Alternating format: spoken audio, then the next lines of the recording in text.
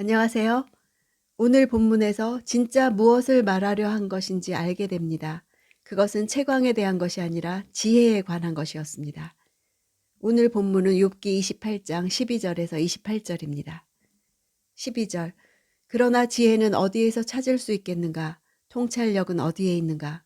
지혜의 출처를 묻고 있지요.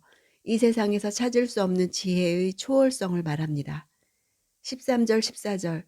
사람은 그 가치를 알지 못하니 사람 사는 땅에서는 그것을 찾을 수 없다. 깊은 물은 그것은 내 안에 없다고 하고 바다도 내게는 없다고 말하는구나. 여기서 사람은 에노스입니다. 죽을 수밖에 없는 유한한 존재로서의 인간을 뜻합니다. 금은 보석의 가치는 측정될 수 있지만 지혜의 가치는 금은 보석과는 비교가 안 될 정도로 무한한 가치를 지니고 있지요. 지혜는 지상에서 찾아지는 것이 아니라 하나님에게서만 찾아지는 것으로 그 기원을 하나님께 두고 있습니다. 가치를 알지 못한다. 이것은 완료형입니다. 지금까지는 알지 못하지만 미래에는 알 수도 있다는 가능성을 열어둔 것입니다. 그러나 찾을 수 없다. 이것은 미완료형으로 이 세상에서는 지혜를 발견할 가능성이 영원히 없다는 의미입니다. 15절, 16절. 그것은 금으로 살 수 없고 은으로도 그 값을 치를 수 없으며 오빌의 금으로도 귀한 루비나 사파이어로도 그 가치를 당할 수 없다. 지혜의 가치와 우월성에 대한 묘사입니다. 금이라는 단어는 가치가 높은 정제된 금을 뜻합니다. 은은 돈이라는 뜻도 있습니다. 고대 근동에서 은이 시장에서 화폐로 통용되었기 때문이지요. 오빌은 금의 산지로 매우 유명했지요. 솔로몬은 배로 이곳에 금과 백향목을 운반해서 성전과 왕궁을 건축하는 데 사용했습니다. 17절. 금이나 유리에 비할 수 없고 순금, 세공품과도 바꿀 수 없으며 유리는 주전 4000년경에 이집트와 페니키아에서 만들어져서 사용되었는데 당시로는 보석처럼 귀한 것으로 여겨졌습니다. 18절, 19절. 산호나 수정은 말할 것도 없으니 이는 지혜의 값은 진주 이상이기 때문이다. 그것은 에디오피아의 토파즈에 비할 수 없고 순금으로 가치를 따질 수도 없다. 지혜는 땅에서 얻어지는 보석뿐만 아니라 바다에서 얻어지는 보석과도 비교할 수 없는 탁월한 가치를 지닌 것입니다. 욥의 시대에 알려진 온갖 진귀한 보석들의 이름들이 계속 나열되고 있습니다. 22절. 멸망과 죽음이 말하기를 우리가 그 이름만을 소문으로 들었다고 하는구나. 이 땅뿐 아니라 이 세상을 초월한 영적 존재조차도 알기 어렵게 지혜의 출처는 가리워져 있음을 나타냅니다. 23절. 하나님께서 지혜의 길을 헤아리시고 그분만이 지혜가 어디 있는지 아신다. 지혜는 어디에서 찾을 수 있는가에 대한 답이지요. 지혜의 길이란 지혜를 찾을 수 있고 만날 수 있고 얻을 수 있는 방법을 말합니다. 24절. 그분은 땅끝을 보시고 하늘 아래 모든 것을 보신다. 하나님이 천지 만물을 모두 통찰하고 계심을 말합니다. 온 천하를 살피시고 감찰하시는 그분에게는 어떤 것도 감추어져 있지 않다는 의미입니다. 하나님이 지혜의 출처와 장소를 아신다는 의미만 아니라 그 지혜를 관리하고 감독하시는 주시라는 의미도 있습니다. 25절. 그리하여 바람의 세기를 정하시고 물의 양을 재신다.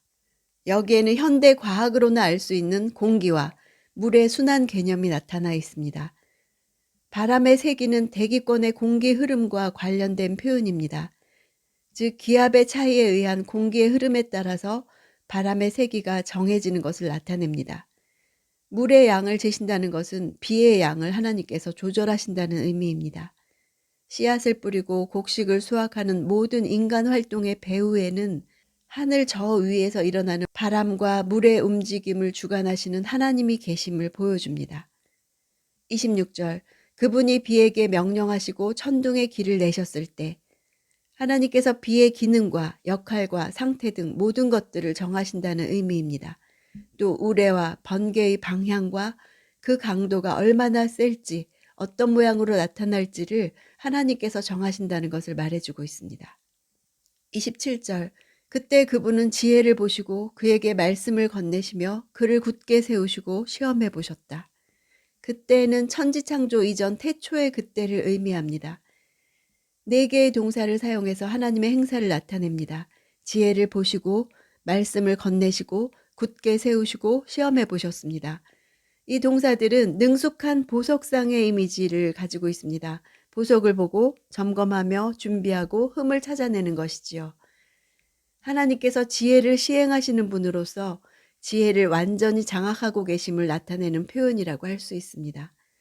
결국 욥이 당하는 지금의 현실도 하나님의 능력과 지혜 속에서 일어나고 있는 일이라고 고백하는 것입니다. 28절 그러고는 사람에게 말씀하셨다. 주를 경외하는 것이 지혜요. 악에서 떠나는 것이 명철이다. 지혜의 본질은 둘입니다. 하나는 주를 경외함이고 하나는 악에서 떠남입니다. 하나님에 대한 두려움이 지혜입니다. 하나님을 두려워하는 것은 그 자체로 매우 지혜로운 일, 지혜로 가득한 행위입니다. 지혜는 악을 떠남으로 구현되어야 합니다. 욥기 서두에서 욥이 하나님을 경외하며 악에서 떠난 자라고 밝혔었지요. 욥은 그 자리에 그냥 계속 있어야 합니다. 그것이 지혜이기 때문이지요. 욥은 친구들의 권면이 잘못이었음을, 지혜가 아니었음을 밝히고 있습니다. 지혜는 인간의 노력이나 학습으로 얻을 수 있는 것이 아닙니다. 그것은 창조 세계에서 하나님이 하신 지혜의 일들을 주의 깊게 관찰함으로써 알 수 있습니다.